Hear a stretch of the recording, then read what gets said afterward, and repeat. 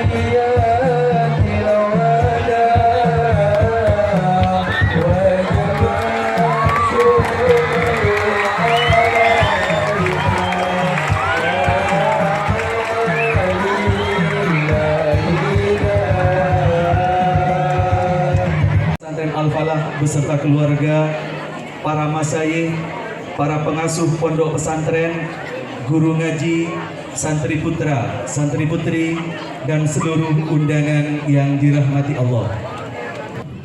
Assalamualaikum warahmatullahi wabarakatuh.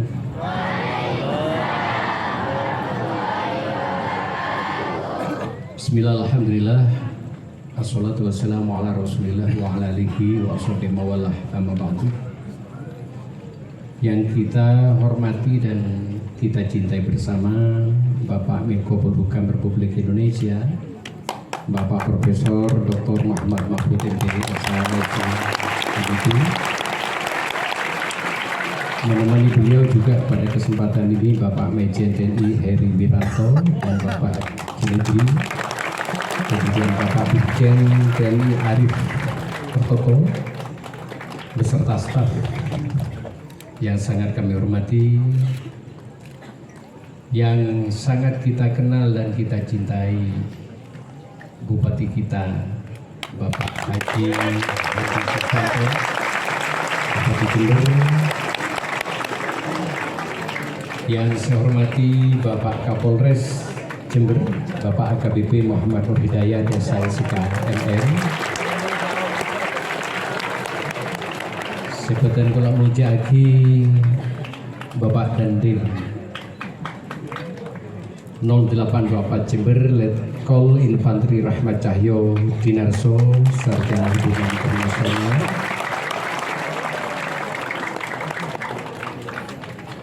Rektor Universitas Islam Negeri Kiai Haji Ahmad Siddiq, Profesor Babun Sarto yang saya hormati, Bapak Usbika Kecamatan Silo, para kiai pengasuh pondok pesantren yang telah hadir pada kesempatan ini. Di dalam catatan kami ada 44 pengasuh pondok pesantren dari Kencong, Lumajang, Bondowoso, dan Jember. Mohon maaf karena pertimbangan tepuk rempah, jadi tak di atas saja. Cangkolan dek para kiai. Syukur alhamdulillah kita panjatkan kepada Allah Subhanahu wa taala pada malam hari ini seperti mimpi. Tak kebayang seseorang yang selalu kita sebut-sebut namanya, selalu kita diskusikan, ternyata bisa hadir di tengah-tengah kita.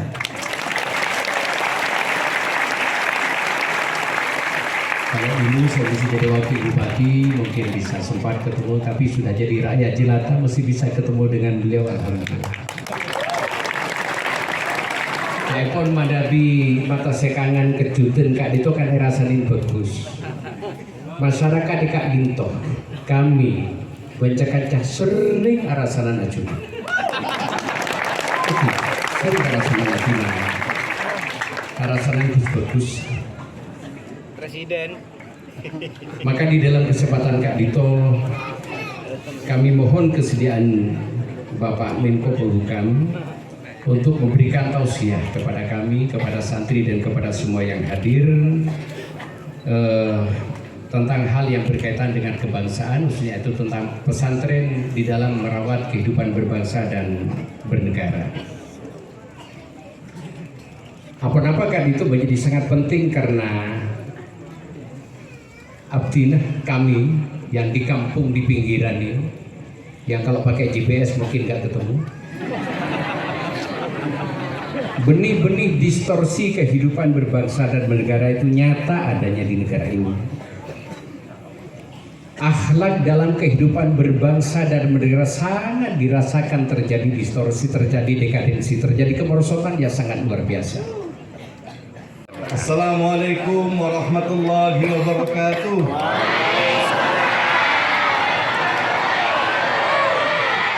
Bismillahirrahmanirrahim. Alhamdulillahirabbil alamin. Assalatu wassalamu ala asyrofil anbiya'i wal mursalin sayyidina Muhammadin wa ala alihi washabihi ajmain. Wal aqibatu lil muttaqin wala haula wala quwwata illa billahil aliyyil azim. Rabbi shrah li sadri wa yassir li amri wahlul 'uqdatam min lisani yafqahu qawli. Bersyukur kita kepada Allah Subhanahu wa taala, alhamdulillah malam hari ini kita semuanya masih diberikan kesehatan, masih diberikan lanceng umur kelaban Gusti Allah, panjang umur oleh Allah Subhanahu wa taala. Mudah-mudahan termoga kita semuanya, keluarga kita semua selalu dalam lindungan dan bimbingan Allah Subhanahu wa taala. Amin. Ya rabbal alamin. Selawat kelaban salam kita haturkan pada junjungan kita Rasulullah Nabi Muhammad sallallahu alaihi wasallam. Insyaallah kita semuanya akan dapat syafaat dari Rasulullah sallallahu alaihi wasallam. Yang kita muliakan, kita banggakan bersama serta kita cintai Bapak Menteri Koordinator Bidang Politik, Hukum dan Keamanan Republik Indonesia, Bapak Profesor Dr. Muhammad Mahfud MD SH SU MIP. Selamat datang di Kabupaten Jember, Bapak Menko. Insyaallah kalau hadir di Jember sering-sering Pak Menko, Jember ini mempunyai arti. Jember artinya jembatan menuju berkah. Insya Allah ajunan mensyukur dari toh semakin berkah dia. Amin ya rabbal alamin.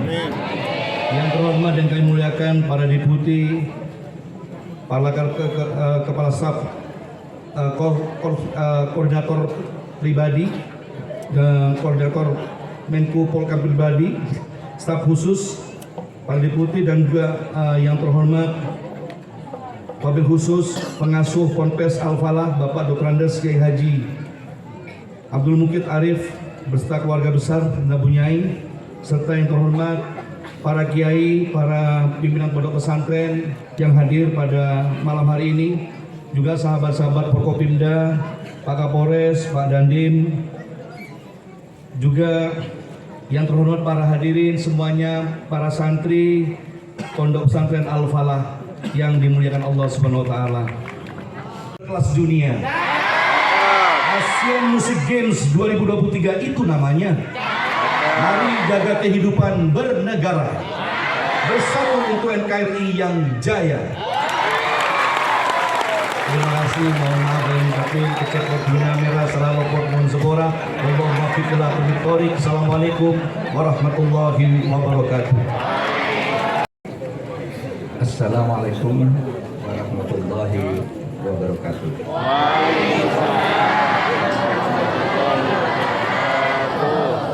Alhamdulillahi wahda. Assalatu wassalamu ala man la nabiyya ba'da. Sayyidina Muhammadin sallallahu alaihi wasallam wa man tabi'a huda wa ba'd. Yang terhormat Bapak Kiai Haji Dr. Andes Abdul Mukid Arif, pengasuh Pondok Pesantren Al-Falah, mantan Bupati, Wakil Bupati Jember. Kemudian yang terhormat pula Insinyur Haji Andi Siswanto ST IPU, Bupati Jember, Bapak Bupati Jember, Bapak Insinyur Andi Siswanto. Kemudian Bapak Sekda Kabupaten Jember, Bapak Adi Sasmito Esa, Bapak Dandim, Bapak Lekol Cahyo Dinarso, kemudian Bapak Kapolres, Pak KBP Muhammad Hidayat, ada para guru ngaji, santriwan, santriwati, para masjid yang terhormat, Profesor Babun Soeharto, Rektor Universitas Islam Negeri Jember, dan mudah-mudahan nanti rektor yang baru ini ada juga di sini, mudah-mudahan namanya Profesor Dahlan, mudah-mudahan. Sebentar lagi Bapak Ketua PITI Bapak Haji Muhammad Lau Siom Chai.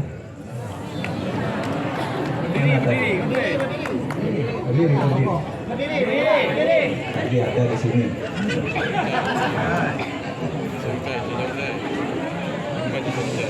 Dan yang lain-lain. Saudara, saya capek sekali. Berangkat dari Jakarta tadi jam 5 dari rumah, terus ke Banyuwangi, ada wisuda, ada halakoh, terus ke Jember lewat darat.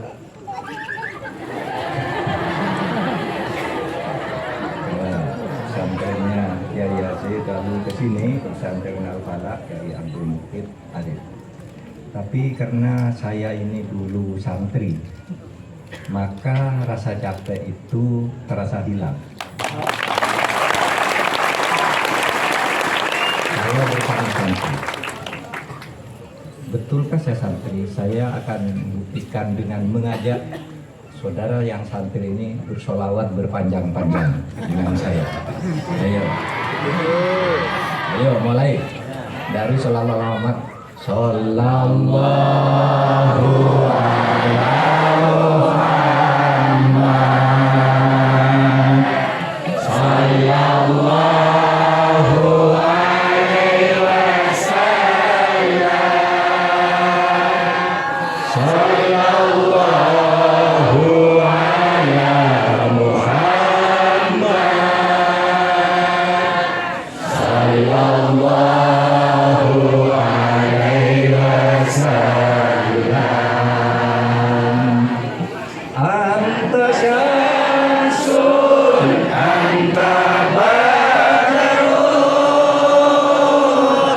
anta nurun fawqa nuri,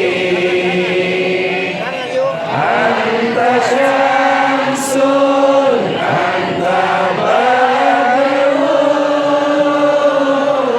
anta nurun fawqa nuri,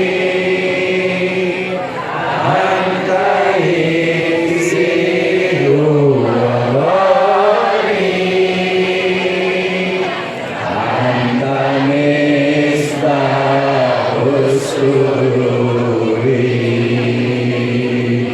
Sallallahu ala Muhammad, sallallahu alaihi wasallam, sallallahu ala Muhammad, sallallahu alaihi wasallam. Coba sholawat tibbil kudu. Allahumma sholli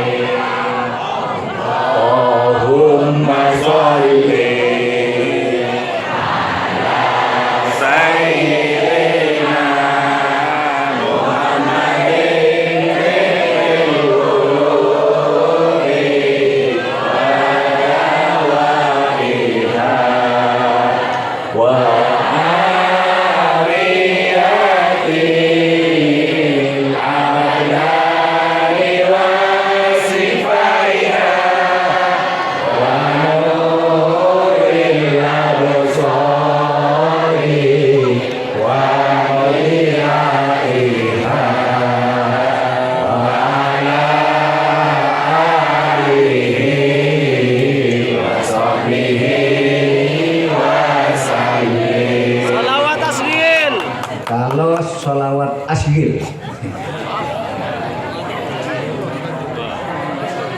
Allahumma salli ala sayyidina Muhammad wa asghil zalimin bizzalimin. Allahumma salli ala sayyidina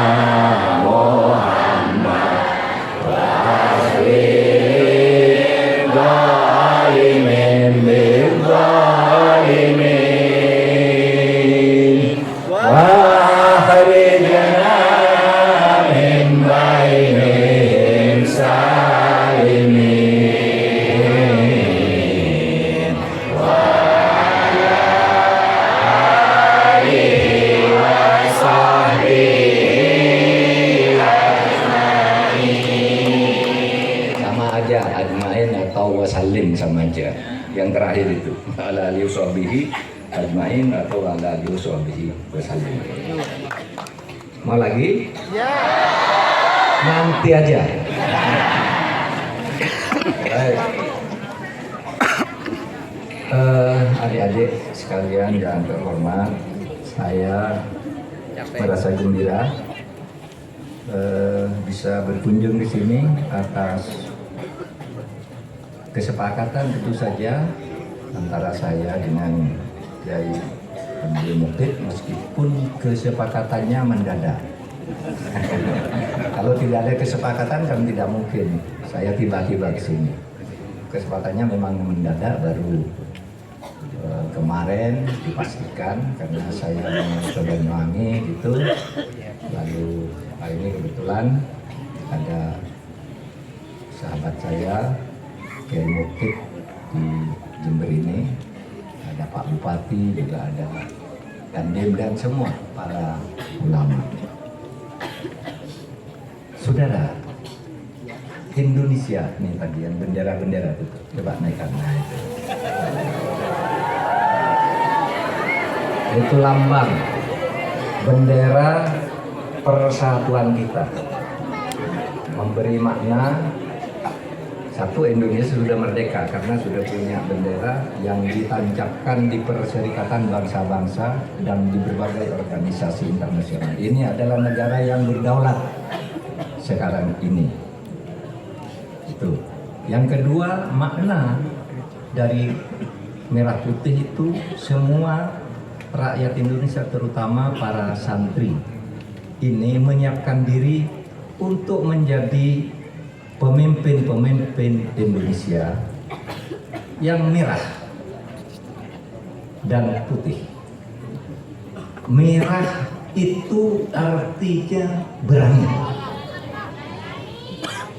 tapi tidak cukup merah, karena kalau hanya orang berani tetapi tidak bersih, tidak jujur, itu berbahaya.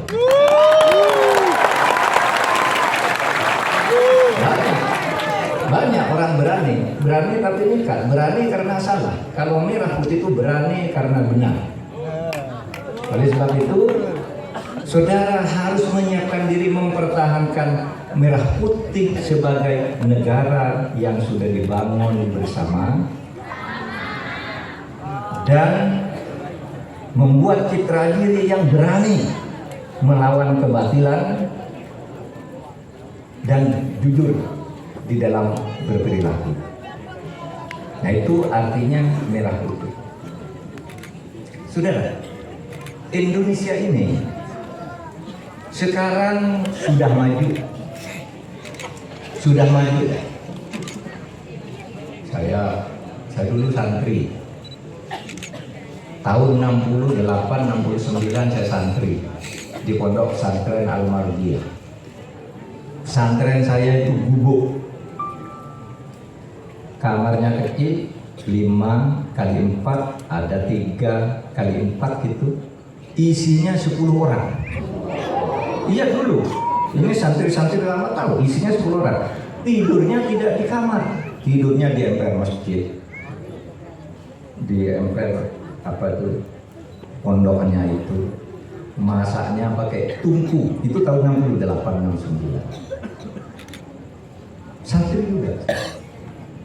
Nah, bayangkan sekarang pesantrennya udah bagus nih, listriknya cetar-cetar, ya, gedungnya bagus. Karena Indonesia sudah maju, karena saudara punya merah putih tadi. Coba kalau nggak punya merah putih, pesantren itu selalu kumuh. Sekarang pesantren itu mewah. Orang-orang kota sekarang, para profesional, para pejabat sekarang berpikir untuk menyekolahkan anaknya itu di pesantren. Karena apa? Merasa lebih aman. Sekarang murah, dididik agama, mereka sendiri sibuk di kota-kota, ada yang jadi pejabat, jadi pedagang, bisnis ini, bisnis itu, terbang ke sana, terbang kemari, tidak sempat ngurus sana. Maka mereka pikir lebih bagus dititip di pesantren. Maka sekarang pesantren menjadi sangat laris di mana-mana. Ada sekolah diniyahnya, ada sekolah negerinya. Nah, ini semua yang menyebabkan sekarang banyak kaum santri yang dulu dianggap UB itu sekarang udah hebat-hebat, milioner, banyak dari pesantren. Yang jadi presiden pesantren itu Gus Dur, wakil presiden Kiai Ma'ruf Amin dari pesantren bisa, jadi menteri banyak, jadi hakim banyak. Dulu nggak ada, saudara, dulu nggak ada, nggak bisa. Dulu Indonesia belum merdeka, nggak boleh. Nah sekarang udah bisa.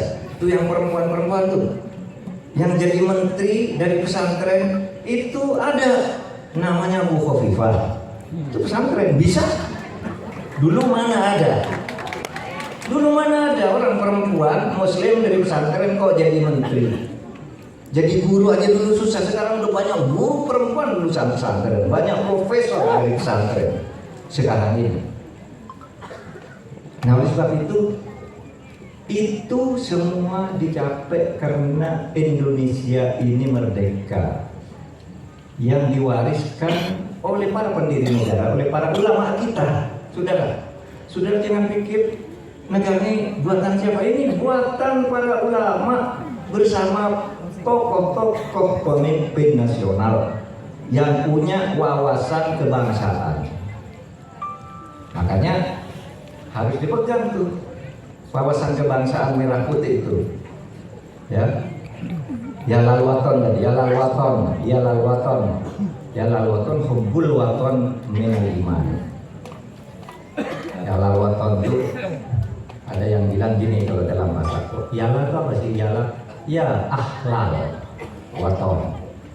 Wahai para putra putri negeri, putra putri bangsa. Tapi ada yang bilang yala itu balaghah, bukan ya ahla, memang iyalah. Iyalah itu aduhai. Iyalah waton, aduhai tanah air itu. Aduhai tanah air. Iyalah waton. Hubbul waton minal iman. Mencintai tanah air, mencintai bangsa itu bagian dari iman, bukan rukun iman. Bagian dari iman. Kalau rukun iman 6 sih. Tapi ada bagian-bagiannya itu. Apa bahkan di dalam hadis itu disebutkan iman itu cabangnya 77. Yang paling tinggi mengucapkan la ilaha illallah Muhammadur Rasulullah, wa adnaha imatatul ada anitoi. Anda membuat kerikil di tengah jalan yang suka mengganggu orang, itu bagian juga dari iman. Apalagi mungkin tanah air. Nah,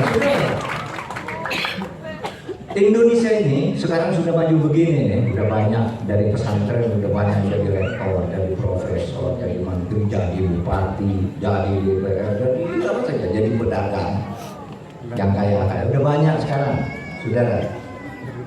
Itu akan lebih maju lagi besok di tahun 2045. Tahun 2045 itu diprogramkan Indonesia menjadi Indonesia Emas. Apa Indonesia Emas itu? Indonesia Emas itu kira-kira sama dengan baldatun thayyibatun wa rabbun ghafur. Negara yang aman, makmur, thayyibah, negara yang baik dan mendapat ampunan, maghfirah dari Allah. Apa ukurannya? Besok di tahun 45 itu, kalau di dalam trajektori dunia internasional geopolitik, tahun 45 itu Indonesia akan menjadi negara terkuat keempat di dunia. Sekarang kan ya Amerika, RRQ masih saling rebutan dan Rusia, tapi tahun 2045 Indonesia akan menjadi kekuatan keempat. Yang pertama RRQ, karena penduduknya pada saat itu sudah akan 1.600.000. Kekuatan ekonominya juga hebat, teknologi persenjataannya juga kuat. Saya baru dari sana, bukan main tuh kemajuannya di RRQ. Itu akan tahun 2045 akan menjadi negara terkuat nomor 1 di dunia. Yang kedua India. Yang ketiga Amerika Serikat yang sekarang nomor 1 itu nanti pada tahun 2045 akan menjadi nomor 3. Dan yang keempat insya Allah Indonesia. Amin. Itulah yang disebut Indonesia Emas. Pada saat itu pendapatan per kapita kita sudah akan mencapai 30.000 US dollar. Sekarang pendapatan per kapita itu di Indonesia baru 4.600. Besok tahun 45, tahun 45 akan mencapai 30.000 US dollar. Saudara, yang menurut tadi Pak Kiai mungkin saudara-saudaranya sekarang umurnya di antara 13 sampai 17 tahun yang ada. Nah disitulah saudara nanti akan ikut memimpin negara ini. Jangan rendah diri, tapi boleh rendah hati. Karena rendah hati itu ajaran pesantren. Tapi kalau rendah diri itu salah. Rendah diri itu orang selalu merasa kalah dengan orang lain, nggak boleh. Tapi kalau rendah hati itu artinya tawadhu. Tawadhu lawannya takabur. Kalau rendah hati itu penakut, selalu pesimis, kalah. Mau berbuat kalah saya. Mau berarti takut tidak mampu lah. Enggak. Anak muda seperti saudara nih, santri-santri, saya bisa. Harus mengatakan saya bisa, karena bisa berhasil itu tidak akan saudara sekalian capek kalau saudara takut. Kata Salahuddin As-Sofadi, la yamtatil majda man lam yarkabil hatar wala yanalul ula man taqaddamal hadar. Tidak akan sukses siapapun kamu kalau kamu takut menghadapi tantangan. Jadi kalau ada tantangan jangan takut. Apa sih tantangannya? Di situ sulit sekali saya untuk lulus ujian. Nggak berani saya ikut tes fakultas kedokteran. Ya sudah takut ya pasti nggak bisa masuk. Jadi tantangan itu bukan untuk dihindari, tapi untuk dihadapi. La yang tatil majdaman lam yarkabil hator wala yanalul ula mantapad damal hadar. Tidak akan pernah menduduki derajat yang tinggi siapa yang selalu mendahulukan rasa takutnya. Itu bekal bagi saudara sekalian. Terus berjuang, bekerja, karena Allah itu akan memberikan kepada setiap orang yang bekerja keras, berusaha dengan iman, takwa, dan tawakal. Itu janji Allah. Kamu beriman lalu berusaha sambil berdoa, tawakal. Allah akan memberi. Nah, saya punya optimisme kepada para santri ini. Itu tahun 2045, saudara. Memerlukan pemimpin-pemimpin yang punya jiwa kepesantrenan. Makanya itu orang-orang pintar, para pejabat itu sekarang berpikir mengirim anaknya ke pesantren. Dan pemerintah membuat program-program untuk memajukan pesantren sebagai bagian dari lembaga pendidikan mencetak kader bangsa, sehingga dibuat undang-undang pesantren. Perguruan tinggi Islam juga dibangun menjadi bagus agar anak-anak santri itu punya saluran. Besok yang dibutuhkan di tahun 2045 itu, saudara, sudah digital, keahlian digital. Apa digital itu? Nah, ini smartphone, internet, sehingga saudara digital itu gampang seperti yang saudara punya itu semua tadi. Misalnya saudara sekarang sedang apa? Saya di pondok saya ada Pak Mahfud, ditemani Pak Bupati, diantarkan oleh Kiai Mukid. Nah, saudara, digital, saudara bisa laporkan itu ke teman saudara yang sekarang ada di Amerika, sekarang juga sampai. Kalau dulu waktu saya sekolah, waktu saya di Amerika tahun 90, saudara, mau nelpon itu harus bayarnya mahal. Bayarnya mahal, sehingga saya kalau mau nelpon janji sama istri. Misalnya saya tanggal 1 nelpon, tanggal 1 saya nelpon jam 11 persis. Kamu harus nunggu di kantor saya telepon, karena di rumah belum ada telepon. Di rumah saya waktu itu belum ada. Tahun 90 itu belum biasa orang punya telepon di rumah. Sehingga teleponnya, kamu ke kantor. Apalagi waktu itu saya dosen, ke kantor jam 11. Terlambat dari jam 11, misal 5 menit. Enggak jadi telepon karena mahal nunggunya. Kalau sekarang saudara dengan digital atau tengah malam bisa kirim berita. Bahkan bisa siaran langsung tuh dari sana tuh. Nih, siaran langsung Pak Mahfud sedang ngomong, di-share ke seluruh dunia bisa sekarang. Besok akan lebih lagi. Ada ancaman terhadap digitalisasi ini. Apa ancamannya? Manusia akan menjadi teralinasi, menjadi kesepian dari manusia lain, karena kadang-kadang di rumahnya saudara, anaknya punya kamar sendiri, ibunya sama bapaknya sendiri, mantunya sendiri. Besok di era digital udah pernah ketemu di meja makan. Saya mau makan, saya pesan dari sini, antar ke kamar. Saya perlu McDonald. McDonald alamatnya di mana?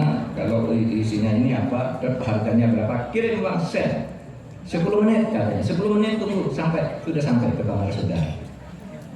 Teralinasi, orang kesepian, tidak ada kehangatan di antara manusia. Nah, pesantren memberi bekal untuk selalu hangat di antara manusia karena sering berkumpul seperti ini.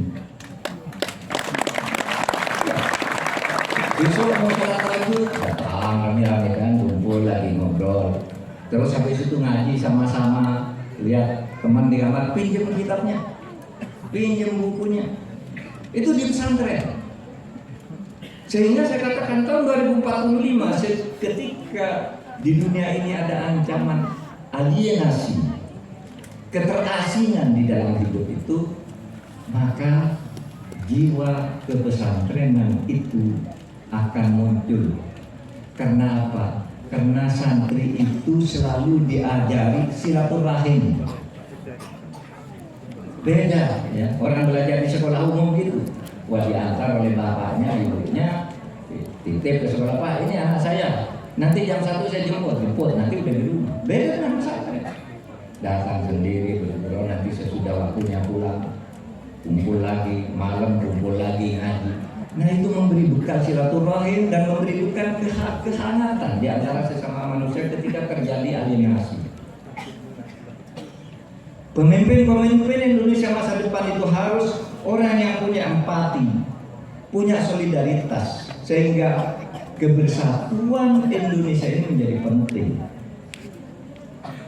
menjadi kunci penting untuk menjaga keutuhan Republik. Indonesia itu bukan hanya ada secara fisik, tetapi harus punya jiwa kebersatuan, jiwa kebersamaan. Nah itulah sebabnya saudara cintai Indonesia. Oleh sebab itu dulu dari pesantren sudah muncul katanya kumpul wakil minal imam tadi, Indonesia biladi anta unwanul qawm. Indonesia negaraku, tanah airku. Engkau adalah panji martabatku, lambang kehormatanku.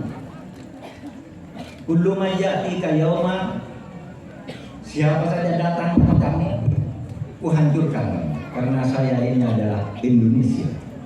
Nah itu semboyan tentang cinta kepada Indonesia dan bendera merah putih itu harus terus dikibarkan dari pesantren, karena Indonesia itu dulu lahir atas kerjasama pesantren umat Islam dengan kelompok-kelompok lain, dengan suku-suku lain yang juga berbicara Indonesia.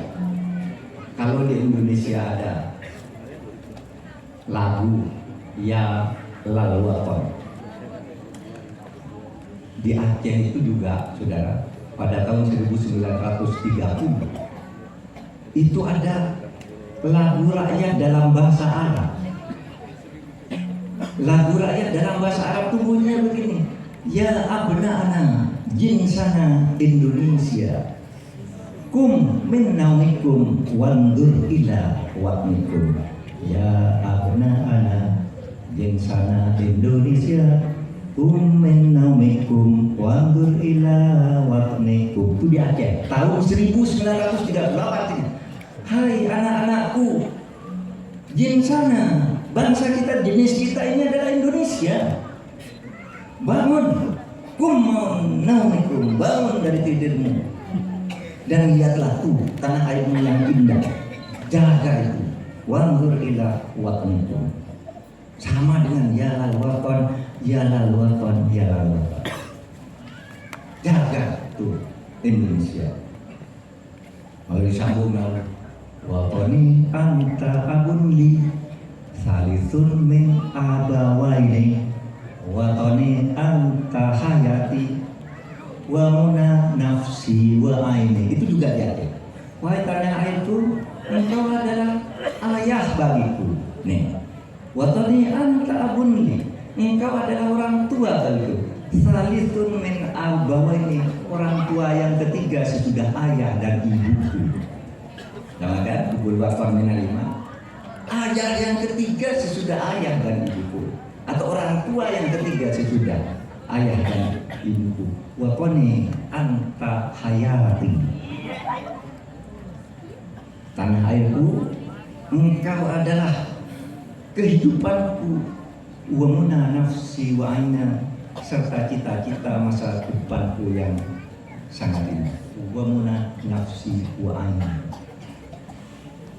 Jadi kecintaan kepada Indonesia itu harus dirajut meskipun sukunya berbeda. Di sana suku Aceh, di sana suku Batak, di sana Bugis. Ini bersatu di dalam ikatan merah putih.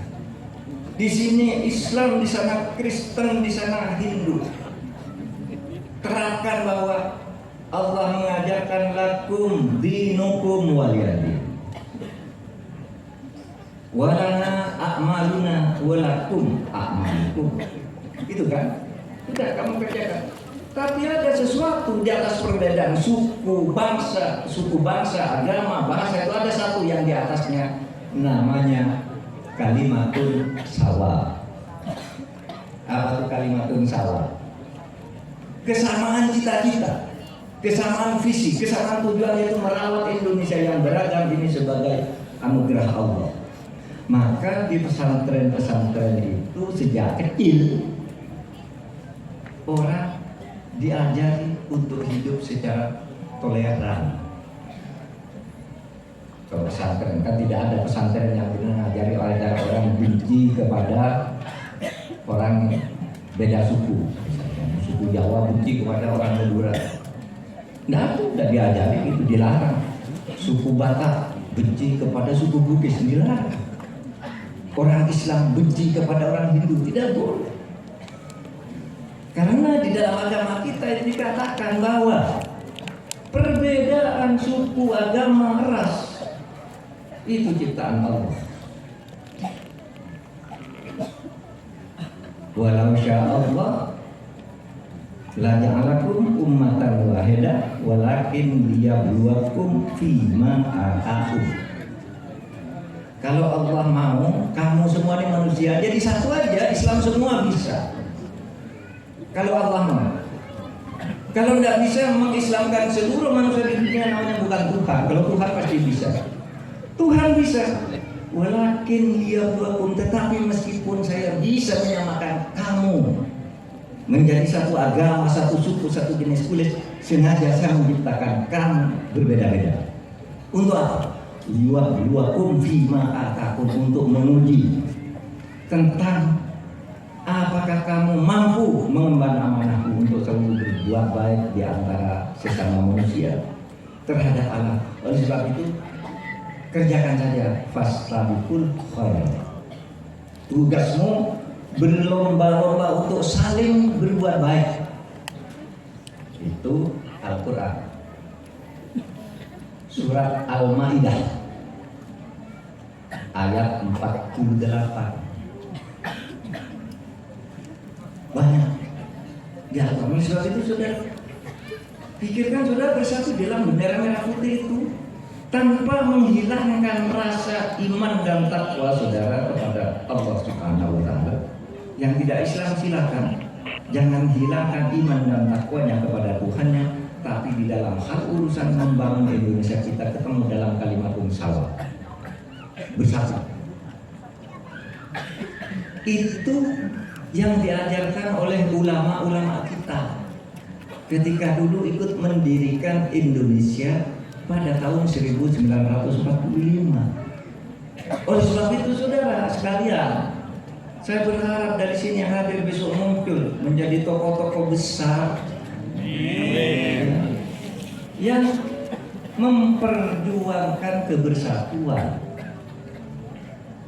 toleransi, dan kosmopolitanisme di dalam hidup bernegara. Saya tadi di Banyuwangi mengutip sebuah pernyataan kemerdekaan Nabi Muhammad ketika mendirikan negara Madinah yang disebut Piagam Madinah. Itu sama loh dengan proklamasi kemerdekaan. Coba proklamasi bunyinya gimana? Gini bunyinya. Proklamasi kami bangsa Indonesia dengan ini menyatakan kemerdekaan Indonesia, hal-hal yang mengenai pemindahan kekuasaan dan lainnya diselenggarakan dengan cara seksama dan sesingkat-singkat. Coba ini dengarkan. Piagam Madinah ketika Nabi Muhammad mendirikan negara Madinah menggantikan negara Yasrib. Yasrib itu negara kacau balau. Pertengkaran terjadi, permusuhan antar suku, permusuhan antar pemeluk agama. Nabi Muhammad hijrah ke situ, lalu Yasrib itu diubah namanya menjadi negara Madinah, yang sekarang menjadi Al-Madinah Al-Munawwarah.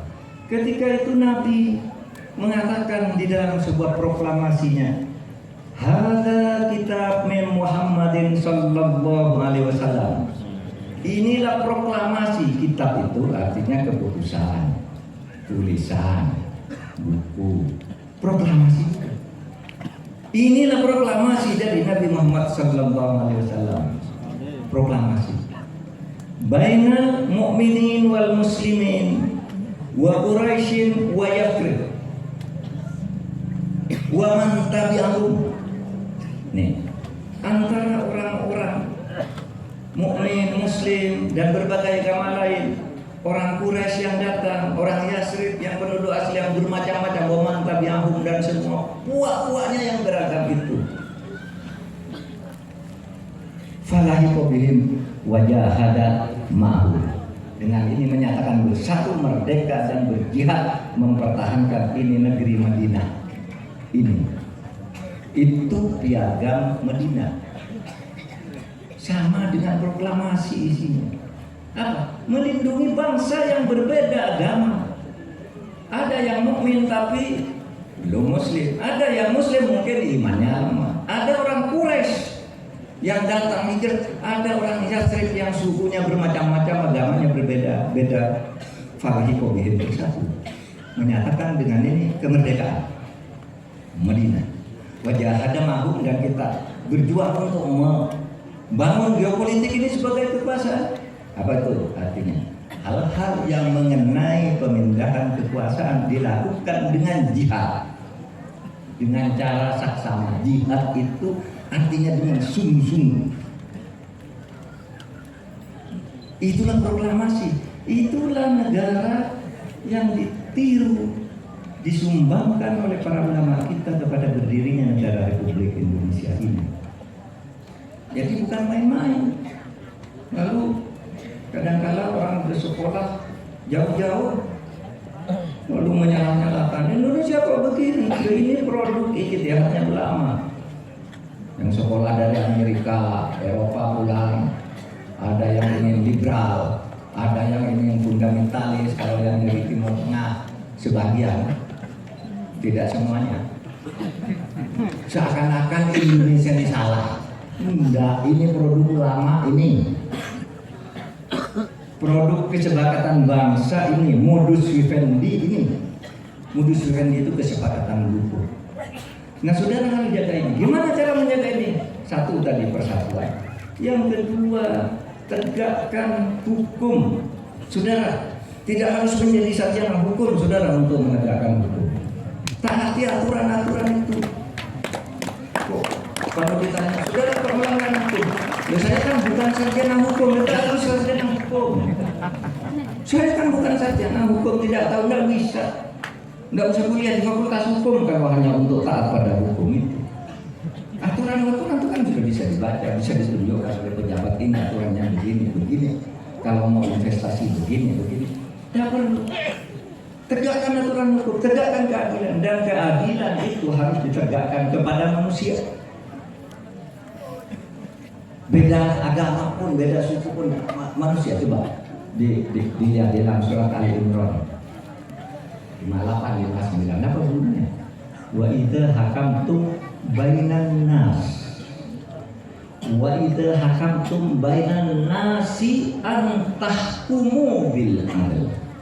Kalau kamu bertahkim, menegakkan hukum di antara manusia, bukan di antara kaum muslimin. Hukum itu ditegakkan di antara manusia. Kalau di Indonesia, di antara manusia Indonesia, apapun sukunya, apapun agamanya, harus diberikan haknya. Itu hukum perintah Al-Quran. Hakamtum bainan nas an tahkumu bil adl. Hendaknya kamu berhukum dengan adil. Loh Pak, apa ada berhukum tidak adil? Banyak. Orang menggunakan pasal-pasal hukum tapi curang. Nah, itu hukum yang tidak adil. Pasal-pasal dibolak-balik, dijual belikan. Kamu kalau mau bebas, saya pakai pasal ini. Tapi kalau kamu tidak maksa, tidak ngasih uang saya pakai pasal ini, dihukum. Itu berhukum juga. Ada pasalnya, ada undang-undangnya. Sambung. Pakai pasal ini kamu dihukum, kalau pakai pasal ini bebas. Kalau mau pakai pasal ini bayarnya 5 miliar. Kalau ini kamu tidak bayar, hukumannya ini. Itu yang disebut antahkumu bil adl. Oh, kamu agamanya lain dengan saya. Nah, boleh. Agama lain boleh tegakkan hukum. Dan jangan main-main juga. Tugas para santri ini amanah para kilama, ini amanah para kiai untuk itu. Oleh karena itu, saudara, saya orang pesantren bisa juga sukses di dalam pekerjaan, di dalam studi. Anda semua orang pesantren pasti jauh lebih bisa dari saya kalau mau. Karena apa? Fasilitas ke depan makin banyak. Waktu zaman saya dulu apa? Mau belajar pakai lampu teplok. Saudara, waktu saya sekolah SMA di Jogja itu nyewa kamar gede, di sini belum ada plaster tanah gitu. kalau hujan bocor apa? Isi kamar kecil itu 4 orang. Yang satu sudah meninggal sekarang, temannya Prof. Bakun ini namanya Profesor Ahmad Minhaji. Itu satu kamar dengan saya. Yang satu sekarang ada di Surabaya, pensiunan pegawai BNI. Yang satu lagi sudah meninggal, kakak saya namanya Khairuddin. Itu satu kamar tidur. Belajarnya nggak bisa. Gimana? Apa? Kalau saya belajar, saya belajarnya di kuburan Cina. Tahun 74 saya belajar di kuburan Cina. Kuburan Cina itu namanya bom. Maka ada lagu Koskelas itu bom kuburan Cina. Ya itu bom itu kuburan Cina. Nah kuburan Cina itu jauh lebih mewah dari rumah kos saya. Ada lampunya, listrik, dibersihkan tiap hari. Saya tinggal bawa bantal kecil, tidur di situ, melek lagi ada listrik, belajar. Melek lagi ada listrik, belajar. Tidur di situ, di kuburan. Bukan karena tahayul, bukan karena bertapa atau seperti, bukan karena rumah saya nggak bisa untuk tempat belajar.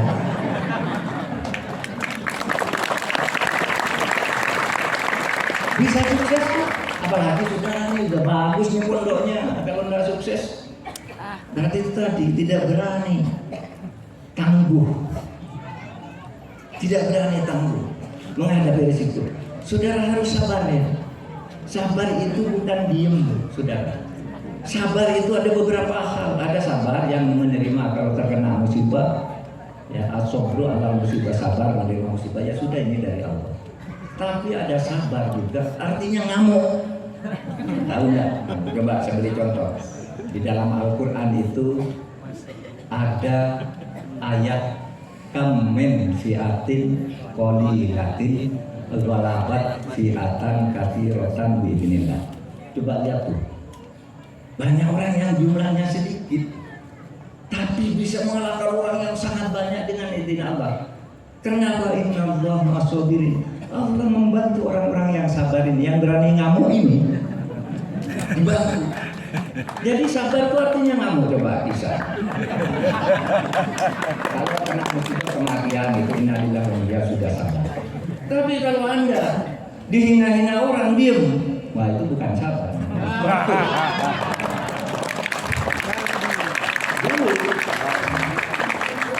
Dulu Tariq bin Ziyad ketika masuk Eropa, masuk ke Spanyol, berapa tentara yang dibawa? 7.000.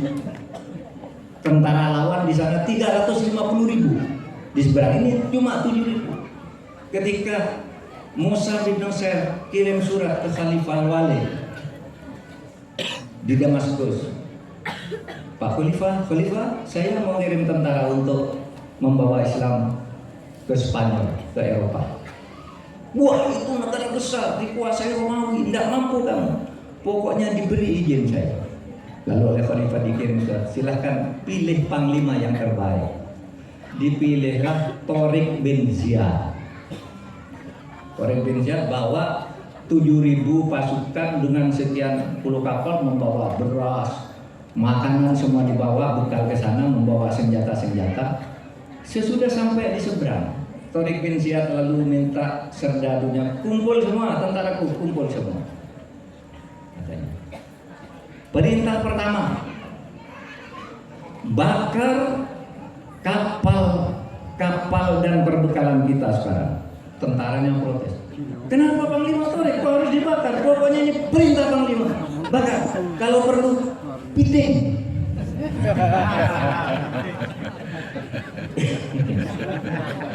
Bakar. Kata Tariq bin Ziyad.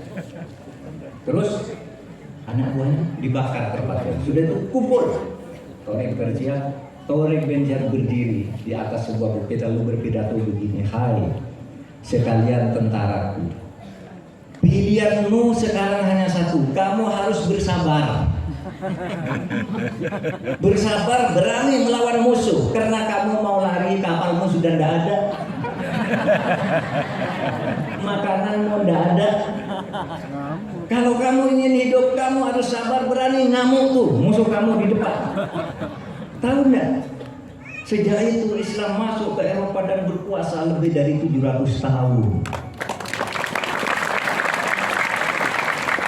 Saudara, nanti coba buka kamus atau ensiklopedia Americana atau ensiklopedia ilmu pengetahuan, cari tulisan Gibraltar. Gibraltar itu adalah singkatan dari Jabal Torik.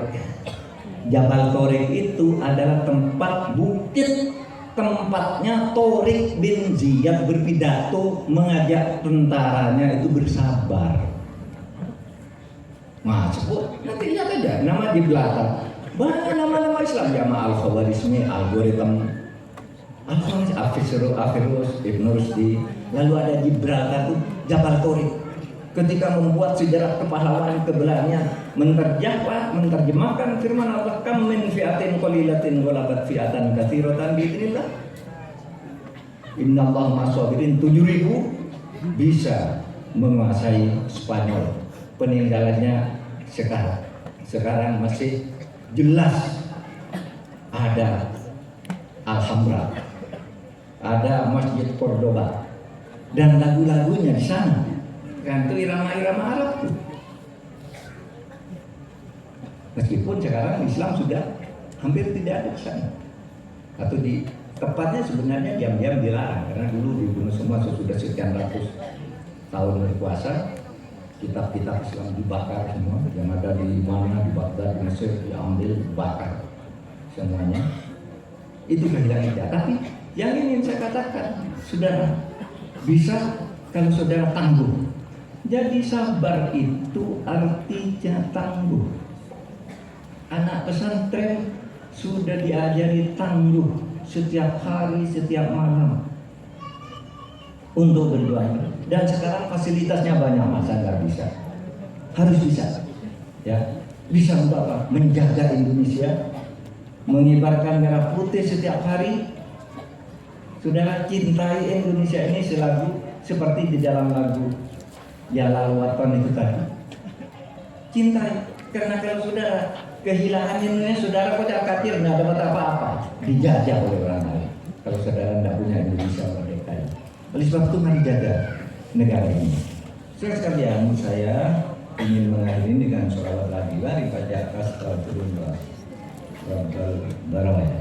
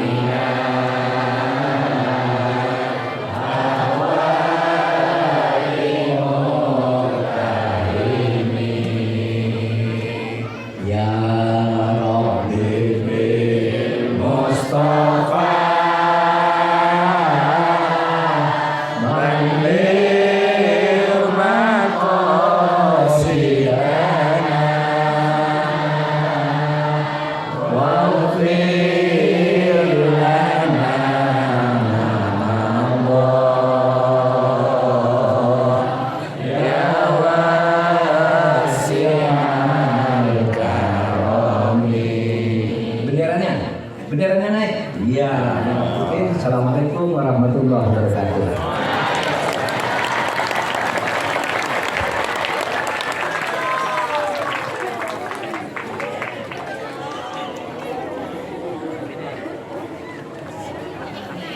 Selanjutnya pembacaan doa kepada yang terhormat Kiai Ahmad Taufik Syamsul Arifin kami aturkan.